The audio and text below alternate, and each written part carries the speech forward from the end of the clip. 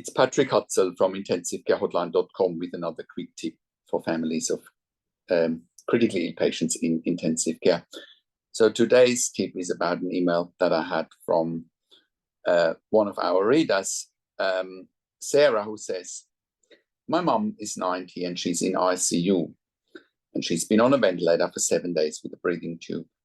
The doctors are recommending not to do a tracheostomy due to her having previous strokes and 13 minutes of CPR. And they're saying she's too old to have a tracheostomy.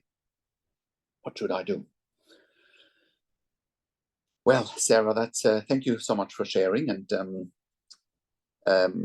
for asking that question, because I think this is a really important question for other viewers as well. They're probably finding themselves in a similar situation if they have a loved one in intensive care with elderly parents, So let's just quickly look at this situation. So a lot of it comes down to, does your mum have an advanced care plan? Is there a living will, a living document that is clearly documenting what your mum wants in a situation like that? Does she want everything to be done? Does she want to limit her opportunities in a situation like that where she says, no, I don't want to have a tracheostomy, don't want to have a ventilator? That's the first thing. If that's the case, then it's clear cut. You should be going with your mum's wishes. If it's not clear cut and there is no living will, no advanced care directive, then it comes down to, have you ever had a conversation with your mum about this? If you had a conversation, then you should be guided again by the conversation you've had with your mum for a situation like this. If that's not the case, then you should be going what you and your family feel is the right thing to do for your mum based on her wishes, her beliefs, her personality. Is she religious? Is she pro-life in a situation like that? Would she be positive? Would she be negative? You have to consider all these facets. It's not a black or white situation. And it's not a one-size-fits-all situation either.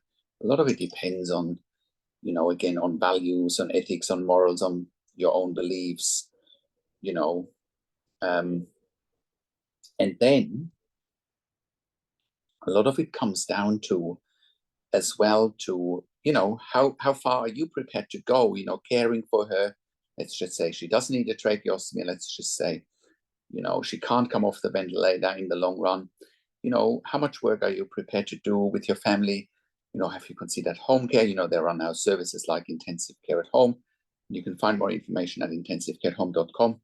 So, you have to think this through carefully.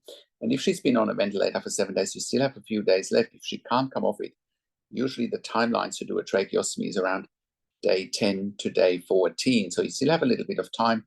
A lot of it also depends on, what ventilation settings is she on? Can she come off the ventilator? Does she not need a tracheostomy? You have given me very important information, but you're only scratching the surface here. For example, what I would want to know is, what ventilator settings is she on? What are her arterial blood gases? What does her chest X-ray look like? What medications is she on? Is she hemodynamically stable? Is she waking up? What's the MRI scan of the brain showing? What's the CT scan of the brain showing? Has she had an EEG? What's the neurologist report saying? So, it's a multifaceted approach that needs to be taken, where you have to take many, many things into consideration. The biggest challenge for families in intensive care is simply that they don't know what they don't know. They don't know what to look for. They don't know what questions to ask. They don't know their rights, and they don't know how to manage doctors and nurses in intensive care. And that is, once again, exactly what you are dealing with here, Sarah. Okay, so I hope that helps, and that is my quick tip for today. Now, if you have a loved one in intensive care and you need help, we actually have a membership for families of critically ill patients in intensive care. And you can get access and become a member in our membership when you go to intensivecarehotline.com and you click on the membership link. Or you go to intensivecaresupport.org directly. In the membership, you have access to me and my team 24 hours a day in a membership area and via email. And we answer all questions intensive care related. In the membership, you also have access to extra ebooks and extra videos that are not publicly available, that are specifically targeted towards the needs of families of critically ill patients in intensive care. I also offer one-on-one consulting and advocacy for families in intensive care. I talk to you on the phone, Skype, Zoom, WhatsApp, whichever medium works best for you. I also talk to doctors and nurses directly, asking all the questions that you haven't even considered asking, but must be asked so that you make informed decisions, have peace of mind, control, power, and influence. I also represent you in family meetings with intensive care teams. So once again, that you have advocacy and clinical representation so that you can counteract whatever the intensive care team is throwing at you, and that you have someone on your team that understands intensive care inside out just as much as they do. But I understand it even more so from a family perspective and not just from a hospital perspective. I understand both intimately.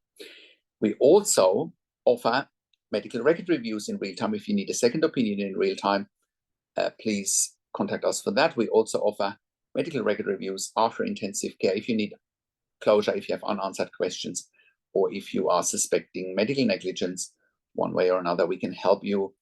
And you get all of that at intensivecarehotline.com. Call us on one of the numbers on the top of our website, or send us an email to support@intensivecarehotline.com. Thank you so much for watching. If you like my videos, subscribe to my YouTube channel for regular updates for families in intensive care.